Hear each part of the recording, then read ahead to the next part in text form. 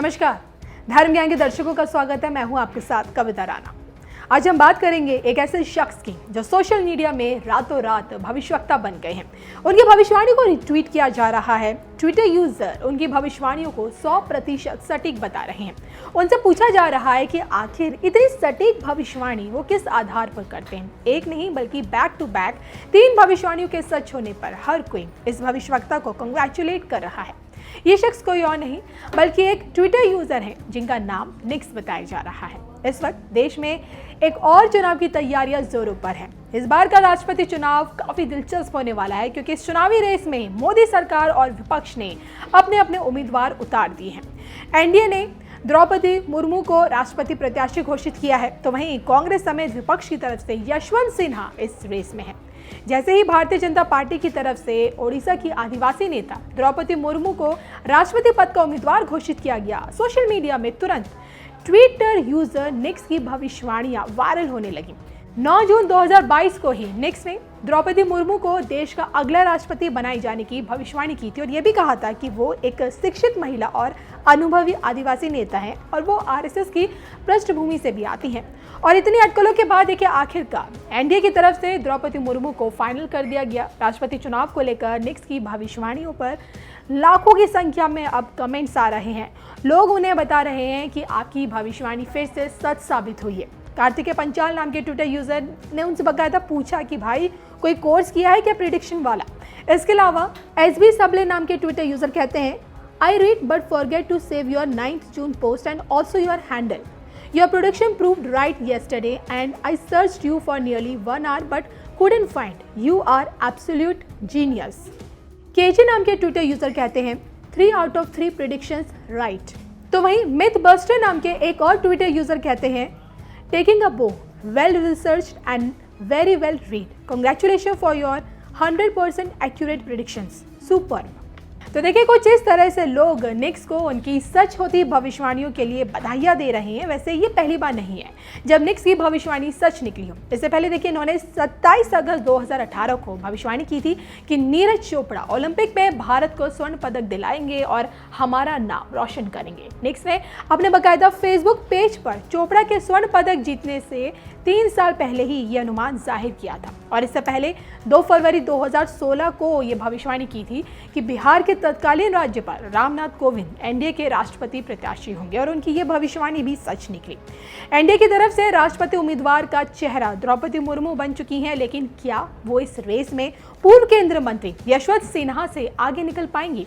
राजनीति के इन 2 दिग्गज खिलाड़ियों के अब तक के राजनीतिक सफर पर अगर एक नजर डालें, 2013 से 2015 तक द्रौपदी मुर्मू बीजेपी की एसटी मोर्चा की राष्ट्रीय कार्यकारिणी सदस्य रही। 2010 में उन्होंने बीजेपी की जिला अध्यक्ष की कमान संभाली। 2007 में सर्वश्रेष्ठ विधायक के लिए नीलकंठ पुरस्कार से भी सम्मानित हो चुकी हैं। 2006 से लेकर 2009 के बीच वो बीजेपी की एसटी मोर्चा की प्रदेश अध्यक्ष रही। 2004 से लेकर 2009 के बीच ओडिशा के रायरंगपुर से विधानसभा सदस्य थी।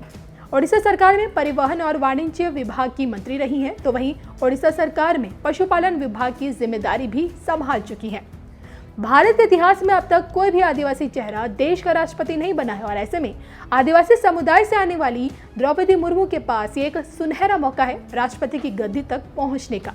अब बात अगर यशवंत सिन्हा की करें तो विपक्ष के पूर्व वित्त मंत्री और पुराने भाजपाई नेता हैं। राजनीतिक शास्त्र में मास्टर की डिग्री लेने वाले यशवंत सिन्हा 2 बार बिहार सरकार में सचिव और उप सचिव के तौर पर काम कर चुके हैं।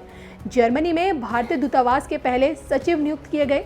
प्रशासनिक सेवा से इस्तीफा देकर जैसे ही राजनीति में एंट्री ली, बीजेपी को ज्वाइन किया। पार्टी महासचिव से लेकर राज्यसभा सदस्य रह चुके हैं।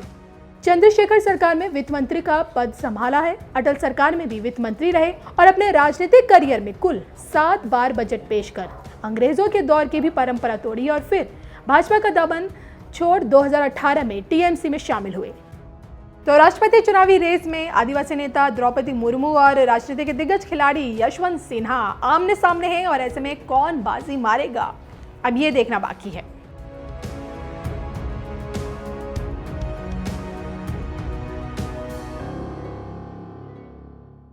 साथियों, आज देश पीएम गति शक्ति नेशनल मास्टर प्लान के विजन पर चलने पर उसके कारण आधुनिक मल्टीमोडल कनेक्टिविटी का बहुत तेजी से निर्णय प्रक्रिया बढ़ रही है।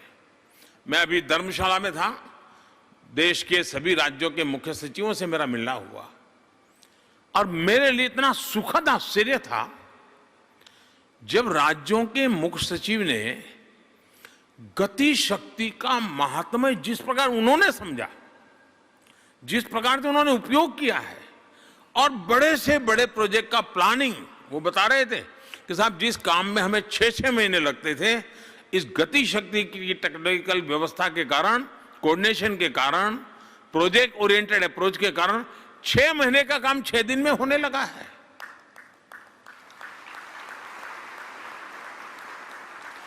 गति शक्ति मास्टर प्लान सबको साथ लेकर, सबको विश्वास में लेकर और सबका प्रयास का ही एक बहुत बड़ा उत्तम माध्यम बन चुका है।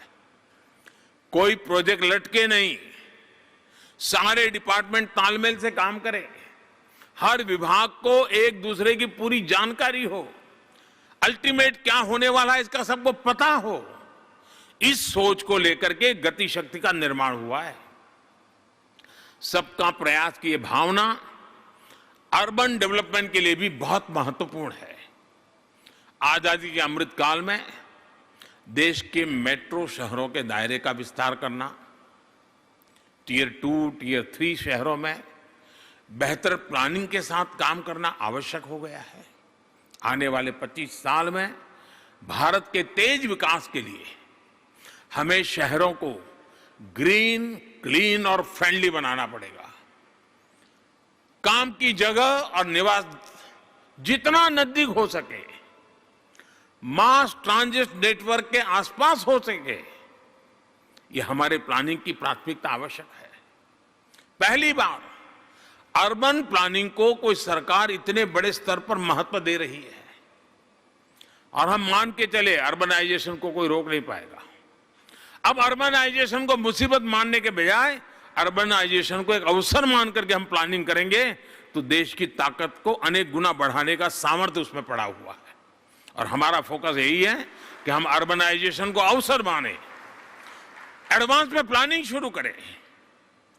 साथियों, शहरी गरीबों से लेकर के शहरी मिडिल क्लास तक हर किसी के लिए बेहतर सुविधाएं देने पर आज तेज गति से काम हो रहा है। बीते 8 साल में 1,70,00,000 से ज्यादा शहरी गरीबों को पक्के घर देना सुनिश्चित हुआ है। मध्यम वर्ग के लाखों परिवारों को भी उनके घर के लिए मदद की गई है। शहरों में अगर आधुनिक पब्लिक ट्रांसपोर्ट पर फोकस किया जा रहा है तो सीएनजी आधारित मोबिलिटी, इलेक्ट्रिक मोबिलिटी के इंफ्रास्ट्रक्चर भी उतना ही अधिक फोकस कर रहे हैं। केंद्र सरकार ने एफएमई फेम योजना इसका उत्तम उदाहरण है। इस योजना के तहत दिल्ली सहित देश के दर्जनों शहर में नई इलेक्ट्रिक बसों का फ्लीट तैयार किया जा रहा है। कुछ दिन पहले ही दिल्ली में भी इस योजना के तहत कुछ नई बसें चलनी शुरू हुई है। ये गरीब और मिडिल क्लास दोनों को सुविधा भी देने वाली है और प्रदूषण की समस्या को भी कम करेगी।